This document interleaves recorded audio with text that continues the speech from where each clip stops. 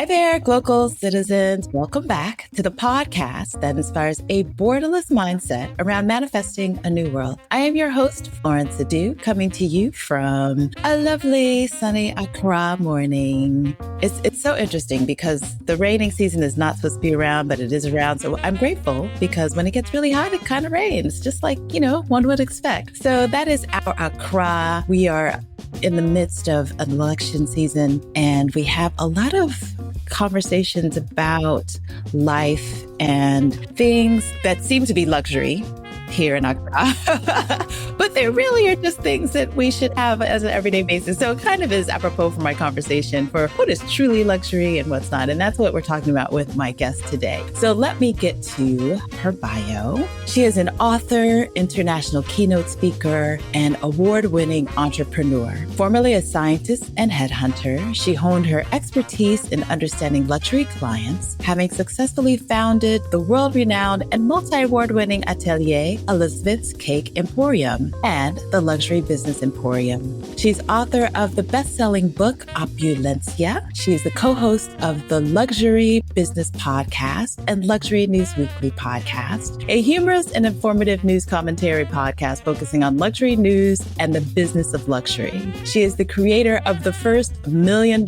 cake NFT. We're going to have to find out about that. And she's considered one of the leading experts in the world of luxury selling. As an international speaker, she has spoken in over 30 cities around the world. And her latest book, The LUXPreneur, is available all over. So we're going to talk a lot about that as well. Elizabeth Solaru, welcome to the podcast.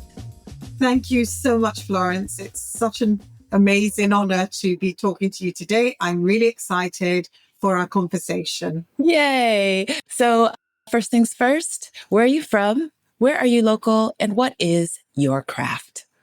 Oh, very good question. Where am I from? Easy answer is London, but my parents are Nigerians. My craft is what you've described. I do a number of things, but right now I am working as a luxury consultant, and local to me is London. Okay. And so tell us more about your Nigeria. I know you're from London, but I always like to kind of go into some more of the local. So one question is, where is your Nigeria? And then where is your local in London?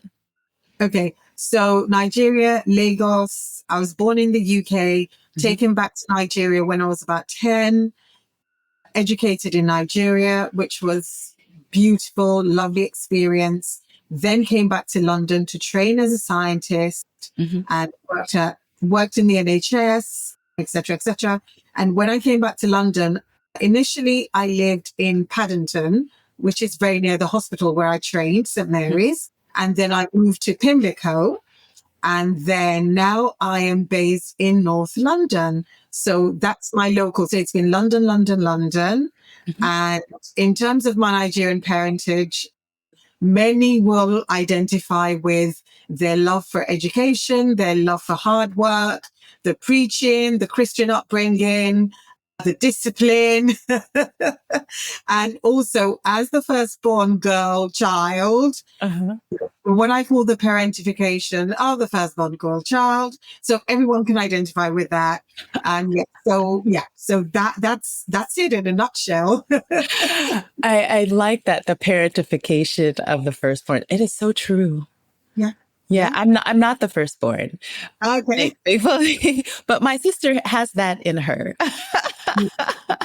So you grow up to be bossy, you grow up to take charge, and sometimes you have a hard time accepting help yourself because this is your role. You do for other people. You carry the burden to the point where if someone goes, let me relieve you, you're like, no, the burden's mine. So so there's a lot there's a lot of that that I've noticed and I've seen sometimes in certain communities. And it seems to be a universal thing. So not just Yeah, it seems to be a universal thing. So yeah.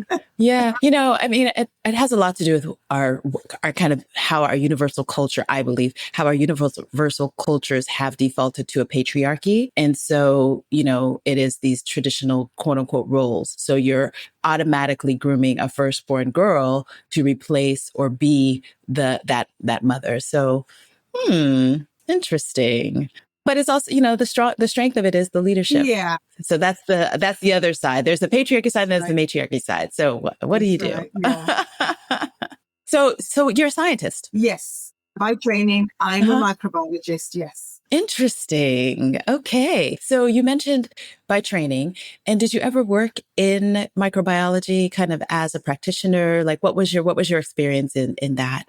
Oh, absolutely. I worked with we call it the National Health Service. So it's the biggest healthcare provider in the UK and it's free at the point of contact. So I worked in a number of hospitals in and around London and outside of London for at least 13 years. So I did work in a lab and that realization that there's got to be more to life than being a lab rat because I was a naturally introverted, very shy child. I loved books. I still love books. Absolutely love books.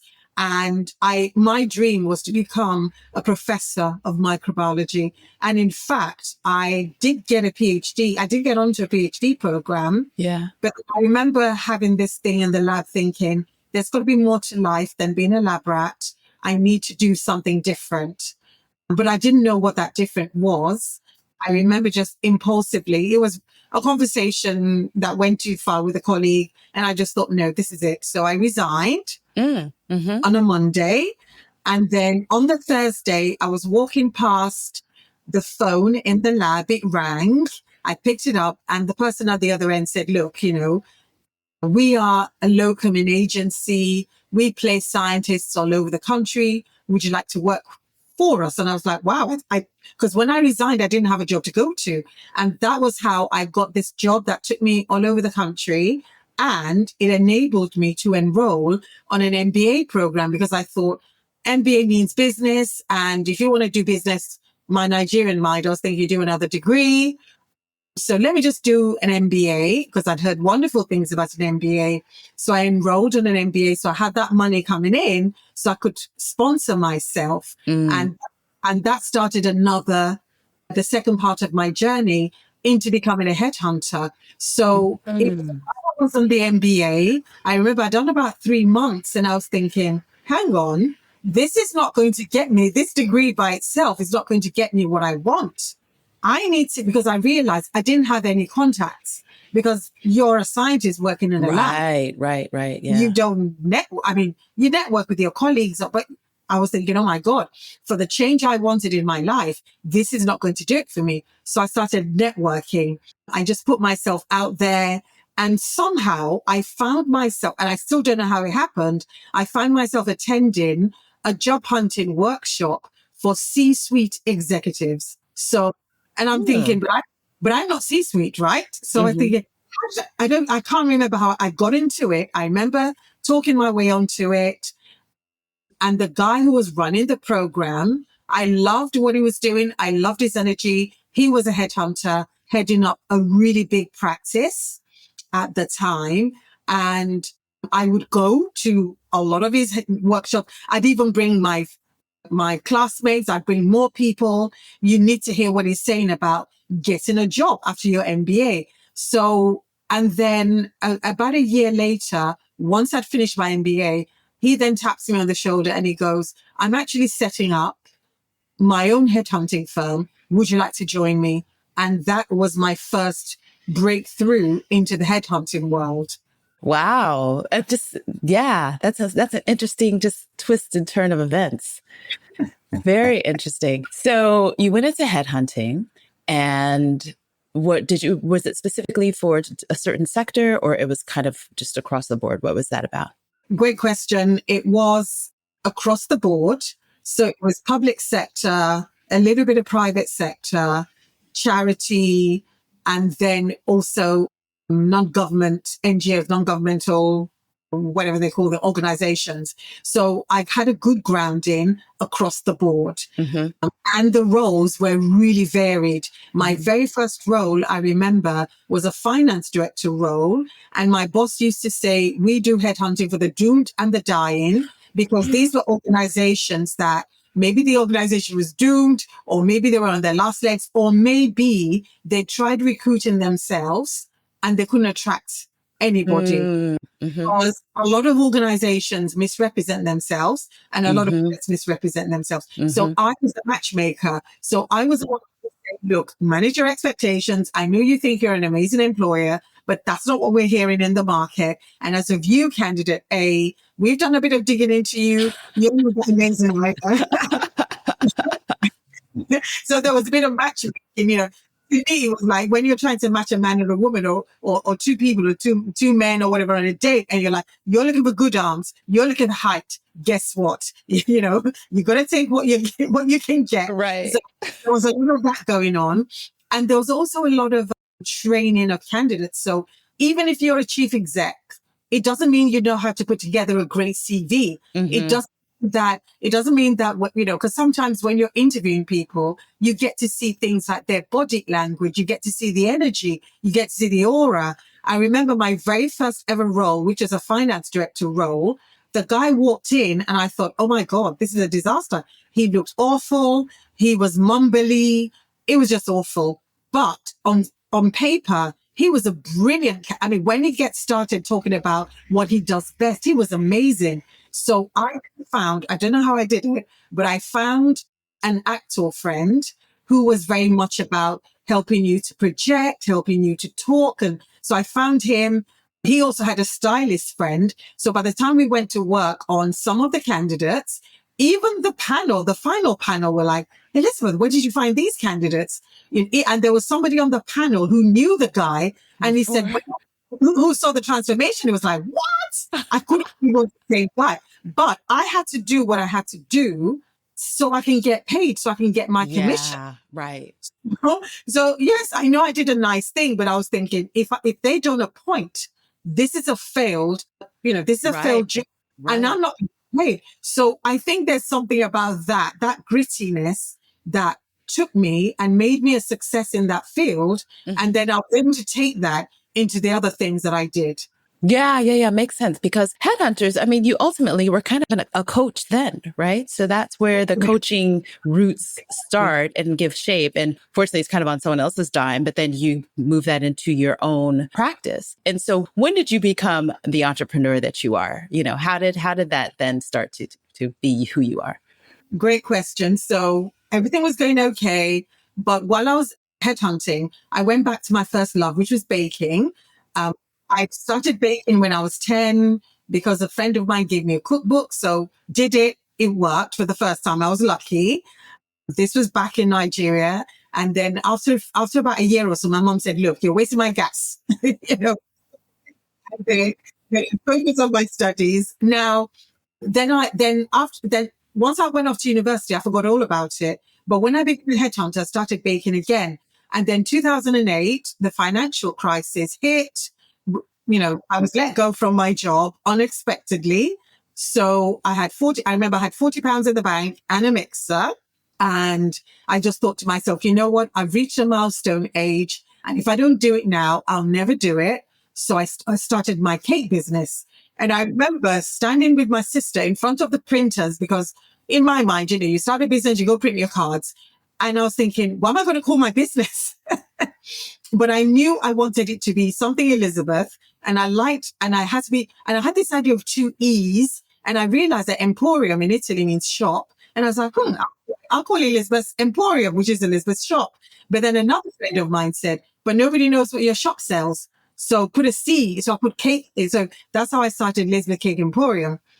But then I ran into a problem. I had no clients. So I had to find clients because I had to eat. And I did a couple of things. So the first thing I did, I remember speaking to a taxi driver, and he said, oh, my company, they leaflet. And I'm like, what do you mean they leaflet? He says they distribute leaflets to houses in the area. And I'm like, do you do really nice postcodes, the gated communities, blah, blah, blah. And he said, of course. And I'm like, okay. So I remember creating these beautiful postcards, and I gave him a bunch, and I said, only give them to nice houses. And then I gave him some money. Not, it wasn't more than £10 or 20 quid. And then every week or so, he would do the leafleting. And then I knew he'd done leafleting because I would get at least 3 phone calls saying, oh my God, we saw your beautiful card. Would you make a cake for us? And that was how I built my initial clients. And then, but then I realized, okay, the odd cake here and there still wouldn't pay my bills. Then I thought, hang on, when I was a headhunter, we were told to make 100 calls a week. So that was cold calling. So I entered the yellow pages and I started cold calling, and I called about 120 event people and planners and venues, and they all told me to go away, except one time. And it happened. So I remember calling, and the voice at the other end said, do you make cupcakes? And I said, of course we make cupcakes. I'm going to bring you some samples in the next 3 days, because that was what you were trained to do. Because you said, as a headhunter, you'll go, I'm going to be in your area the next 3 days. Can I have a meeting, please? So, and I said that, and I said, yes, bring some samples, please. So I delivered the samples, and I remembered being so worried that, oh, what would they think about me being a Black woman? I don't know. Again, these are, so I remember just dropping it and running out because I didn't want to have a conversation. I didn't want to say, oh, hi, I'm Elizabeth. So I was on the bus on the way back home, and they said, Lady Elizabeth would like to see you. And I'm like, who is, in my head, I'm like, who's Lady Elizabeth? Anyway, I headed back, and it turned out that this was Lady Elizabeth Anson, the late Queen Elizabeth's first cousin, who happened to be the very first professional event planner in the UK. So I went back to see her. She said, loved your cakes. I'm placing an order now for 200 cupcakes. And she gave me a check, private bank. I remember thinking, oh my God, this is not happening. And as usual, I made the rookie mistakes. I undercharged. I didn't charge for delivery, but I didn't care. Like, oh my God, this is amazing. But the story would have been wonderful if it had ended there. After the event, she then wrote me this beautiful handwritten note saying, your cakes tasted the best on the night, and you can use this testimonial I've given you on all your marketing material. I give you my permission. And then of course I did. I splashed it everywhere. And that was the beginning of just something amazing for my, I mean, the clients didn't flood in, don't get me wrong, but at least it opened 1 or 2 doors. Sure. That would have, Sure. Wow. You did eventually open a shop. No. Oh, okay. Okay. People think I have this beautiful store in Knightsbridge or whatever. No. It was an online.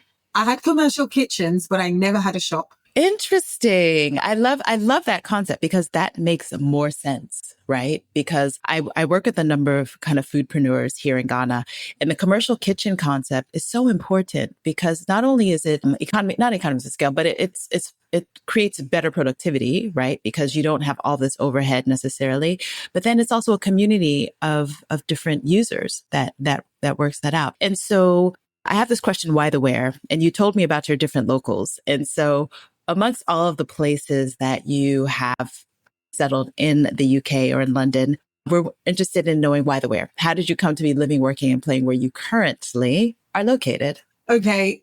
I used to live in Pimlico, which was sort of like central London, semi-south London.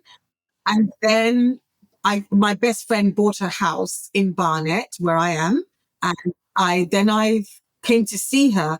And to me, it looked so green. It was a countryside, but it was still close to London. And a property came up in the area, and I just bought it, and that was it. And I'm here now for over 30 years. So that was how I came to work in London. And it had to be London because I kind of thought London, and it had to be somewhere where there was good transport system. So for me, that was it. And as a community, the Barnet has been amazing to me. Personally, it's been amazing. It was kind of like, everybody, everyone knows you. And as at the time I moved in, there weren't many people of color living in my particular area at that time. So we all knew each other. And It's a community where you get on the bus, you say hello to the bus driver, you get off the bus, you say thank you. And I love those values. I love those manners. So yeah, that was why I ended up settling where I am. Nice, nice. I find that part of that greeting and that nicety is a little bit of, I don't want to say home training, because I can never imagine getting on if it's that small bus, because whenever I'm in the UK, I do that also. Actually, most places I say hello. You might not get a response, but it's just kind of in my nature to say hello and then off the bus, thank you, because you got me where I needed to be safely.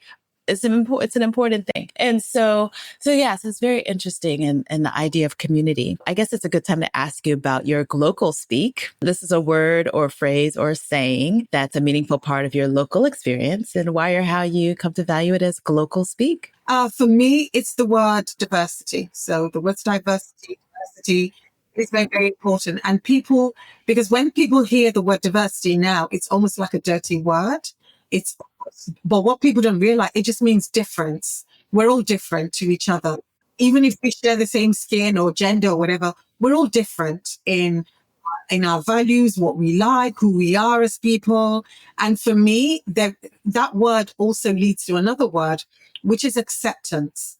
Because many people, they literally reject, or they just literally, based on confirmation bias or whatever it is, they have these horrible belief systems that nothing seems to shake, or even something major, even evidence does not shake those horrible belief systems. And I believe that if you accept and if you embrace the diversity, even of your own self, even because I remember delivering a keynote and I was doing a bit of research for it. And any one of us, we hold 12 different belief systems in our bodies, in our minds. And some of those beliefs actually fight against each other. So for example, I might say, oh, I believe in science, but because my African mother told me XYZ, that belief may fight against what scientific evidence is showing me. So again, as human beings, we are a mass of contradiction. Even within ourselves, our beliefs are diverse. Even we ourselves are diverse.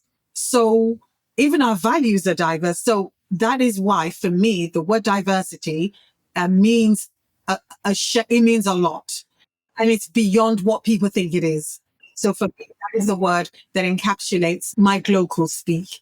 I like that you put it that way, because I think it has become one of those terrible words, right? Oh, diversity, oh, this, that, the other. And it truly is, even if you take it to science, right? That is the idea of where we are as species, and why the ecosystem of life works is because there's a diversity of different existences that are part of what makes the whole what it is. So I like that. That's something to really reconsider, is if you were to think about how to bust those mindsets, and I think you probably tackle some of this in the work that you do. What are some of the tools and techniques that can overcome those barriers, or get people to release the conflict within themselves and in their belief systems? Oh, that's a tough one, because I believe that, and again, this could be with some people letting go of a mindset that has kept them safe. Because a lot of the things, there are things that we believe in our head. So we believe in fairness, we believe in equality. We all believe that basic moral values as human beings. However, you are battling culture, you're battling community, you're battling conditioning, years and years of conditioning. You are battling confirmation bias. So there are times where you just have to, again, use evidence. So evidence like science, evidence like stats, evidence like productivity, evidence that, and even if they believe your evidence, it's one thing for them to say, okay, this is confirmed, this is believable, but then people just still, sometimes they just hang on. Yeah. So I believe that success easily is one of the ways to overcome some of those hurdles. I believe that education, so you can you can educate, you can produce your evidence, because I believe in evidence. You can produce, but it's up to people to believe it. Mm-hmm. You can also look at community. So what community do these people belong to?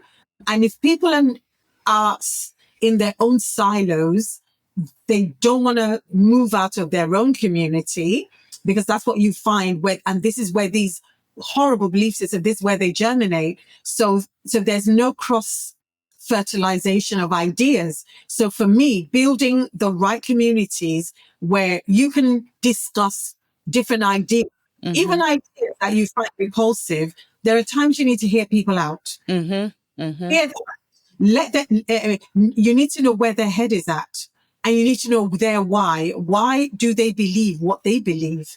Because unfortunately, what we are battling right now is horrible conditioning. And to make matters worse, we now have social media. We have with AI technology, we have disinformation. So we're battling all that as well.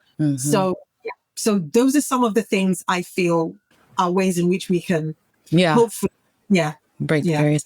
You said something very interesting when you dropped off the cupcakes, that you were, you didn't want to engage necessarily because you didn't, of their perception of what it would be for you to be a Black woman. And so I think that's so key in this idea of being a luxury entrepreneur, right? Because but in large part, the masses don't associate luxury necessarily with people of color. And so how then did you find yourself, or do you find yourself in this role of being an ambassador, being someone who is committed to this? Because it makes economic sense. You want to work smarter, not necessarily harder all the time. And luxury is a thriving sector across all kinds of different, I don't even say sectors, but a lot of different products, right? Products and services. So tell us about that journey and what it means to be a person of color in the luxury business. Ooh, that is $1 million question. How much time do you have? You're right. Yeah. Okay, let me go back a tiny bit. Sure. 2020, during COVID, I was asked to speak in many online spaces. So I remember joining Clubhouse. I created, because I was just looking for fellow luxury businesses. I found luxury lifestyle. I found luxury travel, nothing on luxury business. So I created my own room. So I thought, you know what, it's not there. I created my own room. And then I had a couple of people join me. There was a fantastic, brilliant guy, Simba, who was still at university. He joined, and we hosted Luxury News Weekly. So we created the room, then made it into a podcast. And then I remember Googling, I don't know why, I just Googled, is there any diversity in luxury? Because I'm not seeing much. And a professor, Penn State or Wharton University, she wrote this damning paper saying, nope, there's no diversity in luxury. And I thought, why not? Because that's me. I'm like, but why not? I know people like me exist, but where are we? So as I was invited to speak more and more and more, I realized that I knew a lot about luxury clients. And I also knew a lot about the different types and the industry. And I'm thinking, but surely there are more people like me. So that led me to think, I'm going to create something. So I created the Diversity in Luxury Awards. So it's a yearly thing. And what we do is because I believe in the carrot approach. I don't believe the stick approach. So created the Diversity in Luxury Awards, where we reward leaders in luxury who are actively doing something around diversity. Now, here's the graph. The majority of spending on luxury goods, especially the personal luxury goods, majority of spending is by non-white people or people of color. Yeah. People of color. And Black and Latino people spend 30 to 40% more on luxury products. So let's park that to one side. However, are there people of color in positions of power? As in me being an ex-headhunter, I automatically look for the CEOs and the C-suites. We're not that many in that industry. And then when it came to actual luxury brands, yes, there are quite a few people of color established in luxury, but there's no highlight, there's no showcasing.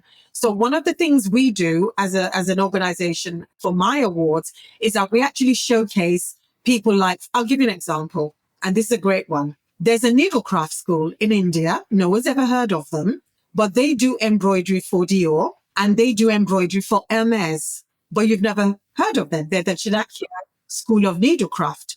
Then we found an artisan who was the first person to do very large scale sculptures in titanium. Chinese jeweler, luxury, very well regarded, very well known. Again, no one's heard of him. So I look for examples like that of people whom you may not know, as well as people you may have heard of who are doing incredible things in the arena of diversity in luxury. And then something else then came up when it came to luxury. Every business book that I had read in that arena, written by majority male, nothing wrong with that. If those are the people that have been, majority male. And then to make things worse, hardly any by people of color, hardly any. And then also there wasn't a lot. In fact, I don't want to say there's none, but there wasn't anything to say, this is how you start a luxury brand. These are the things you need to consider. And these are the different types of luxury clients. Hardly anything. And I thought, you know what, Elizabeth, you're a problem solver. So I decided to put all my 20-year experience into my new book, The LUXPreneur. And I break everything down. There's no gatekeeping. I start with you, the luxury mindset, not the luxury lifestyle that many people think. The luxury mindset. Are you able to serve luxury clients? You as a luxury brand founder, this is your archetype. So when I did my archetype, I came out as artisan and visionary. I came out as artisan because of my love for doing my incredible work. Right. And it also came out as visionary. That was good and bad. Good because as an artisan, attention to craftsmanship, excellent. As a visionary, I'm thinking of the future. I've told you about some of the things I've done. Great. But the downside is as a craftsperson, I'm not paying attention to the margins. I'm not paying attention to pricing, etc., etc. As a visionary, I needed to be grounded in the present, as in Elizabeth. Oh, that's great for the future. But how are you going to eat now? How are you going to now? So I then go on to tell you the type of people you need around you, the type of team you need to build for each archetype. Then the second part of the book, I move to the 5 pillars of a luxury brand.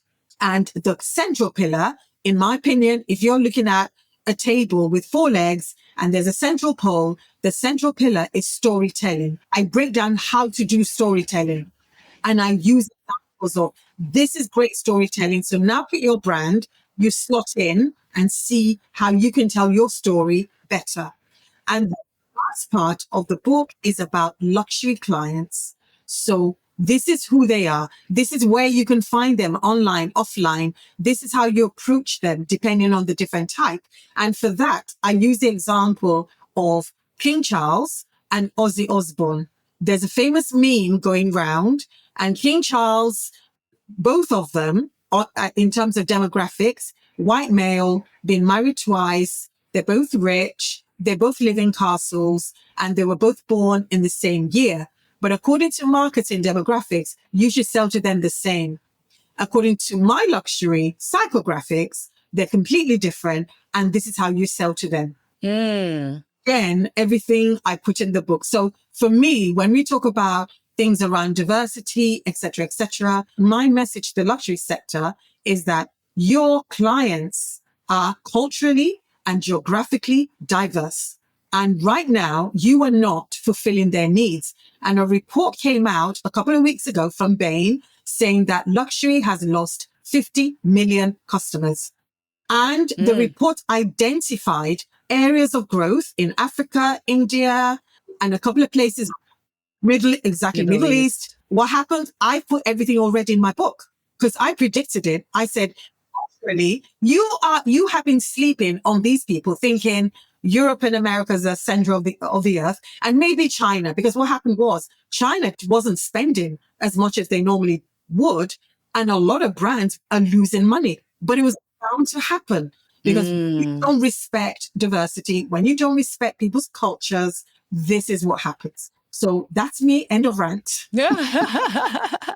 It makes a lot of sense. And you know, as soon as you're speaking about the needle company, I was thinking, that's artisan. Like is luxury is about the artisan, but it's about the packaging of the artisan craft. And I have a sense that part of what many luxury brands have done is they've dumbed down the artistry and the artisan aspects of it. So I think that could be a little bit of the reasons of the why, right? And so I love the idea of telling that story, because if you're telling the story of the artisans, there's just that much more connection to the idea of this being that exclusive, et cetera, et cetera. So, you know, I was listening to one of your episodes, and it is that the luxury buyer is looking for exclusivity. Is that what you would say? I'm just curious about that mindset in terms of the psychology of it. So can you just tell us a little bit more about that mindset and just generally how that is, what the implications are socially? So here's the thing. A lot of people say that if luxury clients are looking for exclusivity, how can you advocate diversity, inclusivity, right? Mm-hmm. So it's like a dichotomy. Right. And I say to people, as a luxury brand, let your vision be inclusive, but your execution can be exclusive. So exclusivity in terms of what the client wants. So if they wanted a particular way, because in the old days, the luxury brands were the ones educating the client about luxury. Right. And this is how you hold your champagne glass. And this is how you do this. And there is still a place for that because that is tradition. But you also need to think nowadays with social media, with technology, people are changing. The younger generation that many, especially many brands, how do you attract Gen Zs? How do you attract Gen Zs? And I say to them, it's not just about attracting Gen Zs. It's also about not alienating your older clients, because the older clients are with the money, although the Gen Zs do influence decisions and they are the future. But what I'm now seeing is that people are saying, this is how I want my luxury served, or this is what your brand looks like in my culture. So you probably, I don't know, a pair of shoes, a handbag or whatever. Gone are the days when somebody would say, and this is how you blah, blah, blah. It's your luxury, your way. So it's not just a top down, we are the luxury brand and we are blah, blah, blah. I still feel there should be an element of that because there's an element of education. However, there is also a bottom up, a thing where the client is also saying, you know what?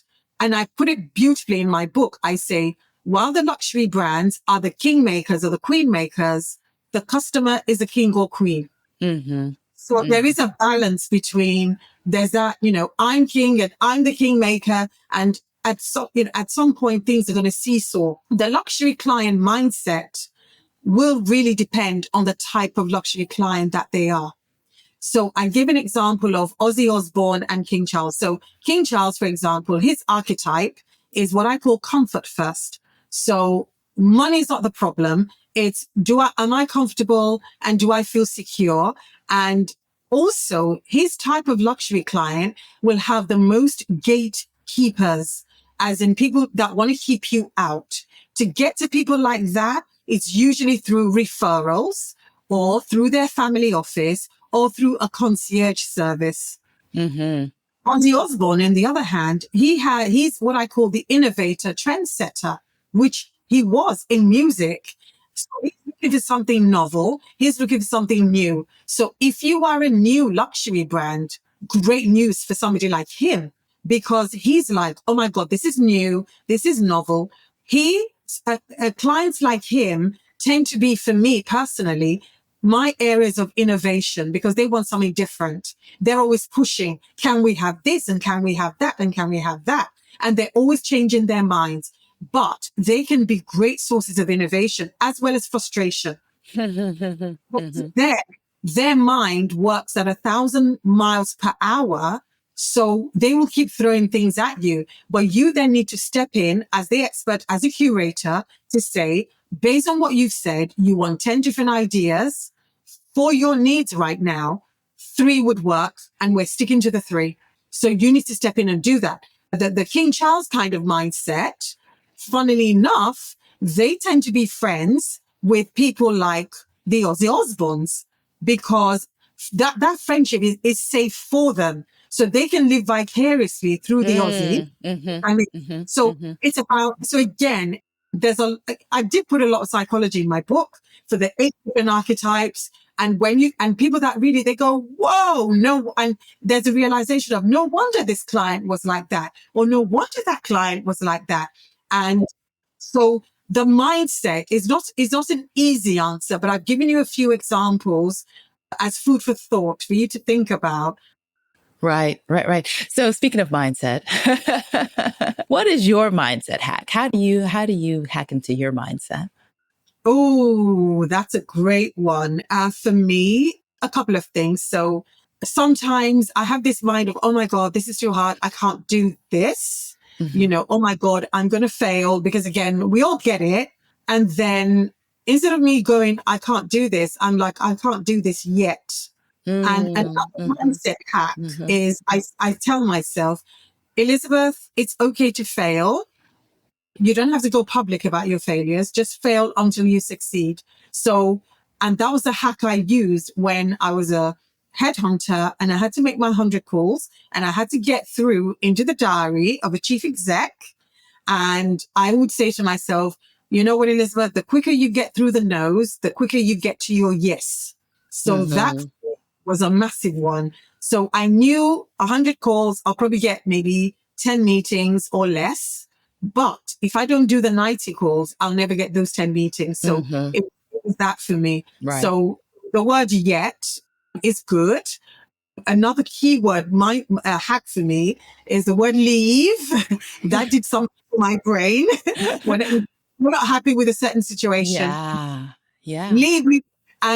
But we excuse, I remember saying leave to someone and the person was like, but where do I go? And I'm like, I gave the person 5 places they could go, but they were still making excuses.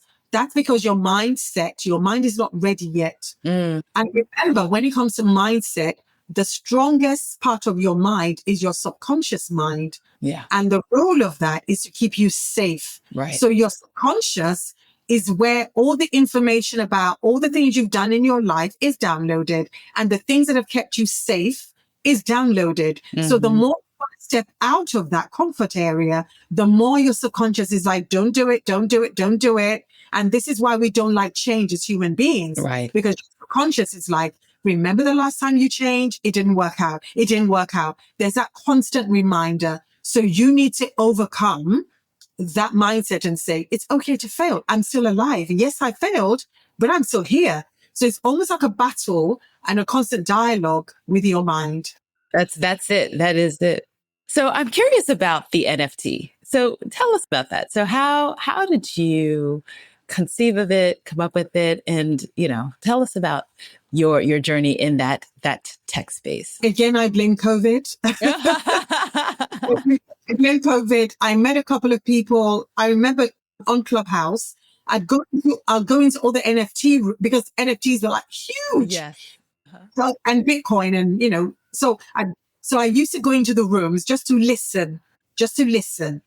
And then a thought occurred to me. I'm like, creating an NFT is literally free, free. All you have to do is find the right artisan. I found a couple of artisans to help me create it. And in those days, the technology was so bad.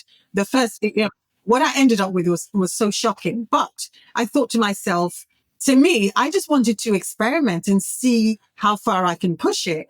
And I thought, let me create an NFT of one of my favorite cake designs. So at least that's immortalized. So as being my design. So I remember picking this design and I created it. And then when it came to how much I was going to charge for it, I just thought, what's the maximum I can push? So I was around maybe 6 figures. And a friend of mine said, why not just go for $1 million? Why not? And I thought, nah. And before you know it, I literally said, you know what? Yeah, because sometimes you don't see the vibe in what you're doing. You don't see it. But other people, and she was like, with your brand and with your this. And she didn't just say, do it for $1 million, because she just said, and she gave me like 5 good reasons. And I thought, I'm just going to see how far I go with it. And have I got any buyer? I've got some, spammy buyers. But the point is, if just step out of your comfort zone and do something, even if nothing comes out of it, just do it. And the point is, I just created an NFT. So and the thing about NFTs is you can create an NFT of anything, and now I think things have moved on a lot from 4 years ago, to the point where the blockchain is a lot more sophisticated. Everything the marketplace is tightened up a bit. So if I were to do it now, I'll probably give it a 10 million bounty, and I'll do it differently. But I did say, though, that I will fly to anywhere in the world to create the cake in person. I will do in the smart contract that I created for it, because I put a lot of terms and conditions and blah, blah, blah, blah, blah. And just, so why not? Because people were created just for the fun of it. And also, as a Black woman in that space, I just thought, why not? Everyone, they're doing it. There's nothing preventing me or stopping me from doing it, except the barrier of my own mind. So why not? Yeah. I love that story. Yeah. And the smart, so that's the key. Like, what you have embedded in the contract makes so much sense and brings it to life. And that's the beauty of it, that it actually is this real thing, not just this representation. There's this real thing that can come of it. Okay. The innovative Elizabeth. Oh gosh. So we've talked about who you are and what you're doing, and I'll get to what's new and next. But before what's new and next for you, we want to know who you are when you're not in the luxury business planning space, making cakes, all that good stuff. Who is Elizabeth? Are you a reader? Are you a watcher? Are you a listener? What are some of your favorite reads, watches, or listens? Or what else do you do in your free time? I'm all of the above, but my favorite thing to do is sleep. I love one day a week where I don't do anything. I pick a day. It's never a weekend. And I literally just spend all day in bed, because for me, I need to empty my mind. I need to refresh. I need to regroup. And I've realized that the way my brain works, I hold so many thoughts. So I need to empty and then refill, refresh, and renew. So for me, sleep. I love reading. I love my books. Right now, I am currently reading a book called Clarity by, I think, James Clear. I'd like to say it's by James Clear.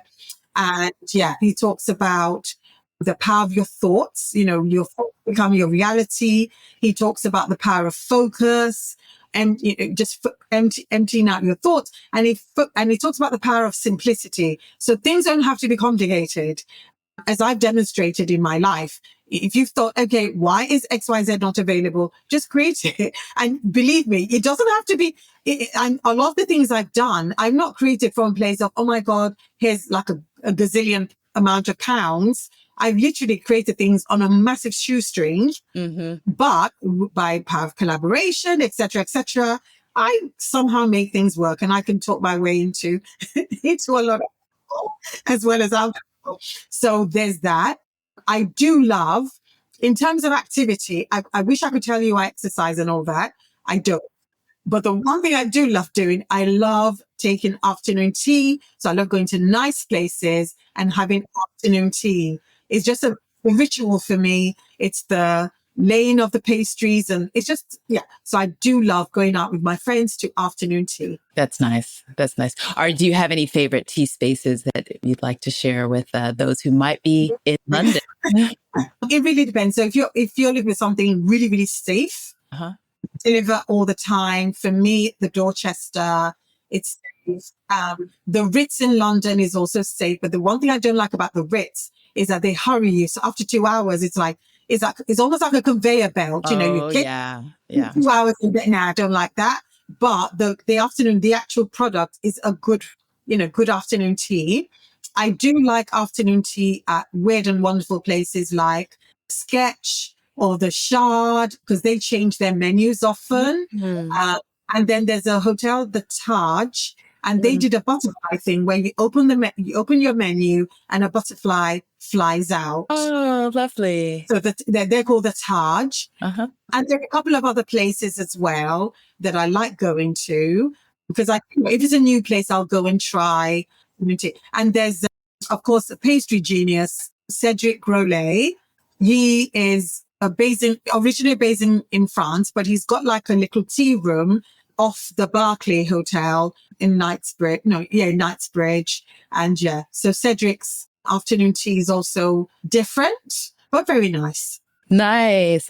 This is a great list. I love tea myself. So this is a nice list that we'll share with our listeners. You've got to let me take you out when you're next in London, please. I will. Elizabeth, this has been so lovely. I've had a wonderful time just learning more and understanding and really appreciating that you are bringing that diversity to a sector and an industry that we don't necessarily feel like or see representation of ourselves on the business side in particular. And so before we go, do you have any first of all, tell us what's new and next and where we can find you. New and next is obviously my new book that I've just come out, The LUXPreneur. It's my baby. I've been promoting it everywhere. Just come back from Istanbul. I was invited to speak at the Global Marketing Summit. So that was great. So just my book. And also I'm going to be developing some courses in the new year. So any aspiring LUXPreneur can come learn, lots and lots and lots of nuggets. So I'm trying to build a community. And I've also got the Diversity in Luxury Awards in January as well. It's still tiny, very select. It's not a big awards show, but I really want to make sure that the first few years of the awards, it's focused, it's serious, and it's doing what it needs to do because it's a global awards. So if there are any luxury entrepreneurs out there, they can enter next year because I definitely want representation from different parts of the world, especially Africa, because it's like pulling teeth to find brands that actively engage from Africa, weirdly. And also next year, we also did an annual diversity in luxury leaders list. So it's 100 people in luxury who are doing amazing, amazing things. So again, there's a leaders list. So if people think they want to be considered for that, again, contact me. I can be found most easily and readily on LinkedIn. So if you literally find me on LinkedIn and write me a note, I will respond. So LinkedIn is my home right now. And every day on LinkedIn, I do posts on luxury and how it applies to a small business. Nice. And that'll be in the show notes. And so you can find Elizabeth there. And so any last thoughts that you would like to share with our listeners today? I just want to say thank you, Florence, for having me on your show. It's honestly a lovely conversation. Just feels like I'm chatting to an old friend. So Thank you. And I just want to say also thank you for for you creating this platform, because one of my frustrations in our community, and you understand what I mean, is that there still isn't enough business podcasts. There's a lot about relationships, passion or whatever. Yeah. But there's still, and that is a frustration because your podcast is more than a podcast. It's actually a knowledge bank.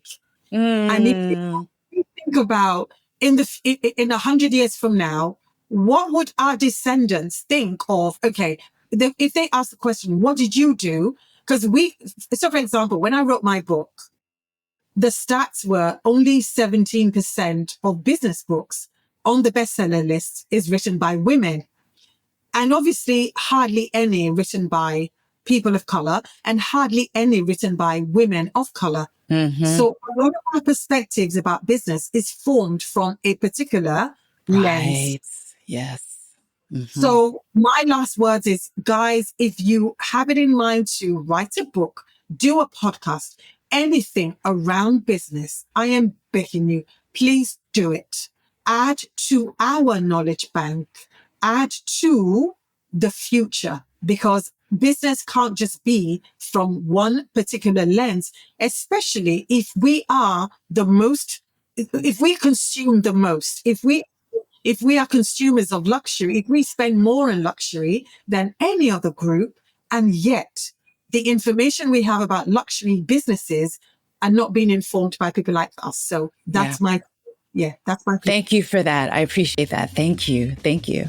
All right, Glocal citizens, this has been another episode of the podcast. You can catch us Tuesdays with new episodes at glocalcitizenspod.com or wherever you get your podcasts. Please do like, share, subscribe, leave us a review, and buy Elizabeth's book. That's going to be in the show notes. You know, we got to support each other. So leave us a review, buy books for all of our wonderful guests. I speak to a lot of authors, and reading is fundamental. So let's do that for our communities. And so until next time, bye for now.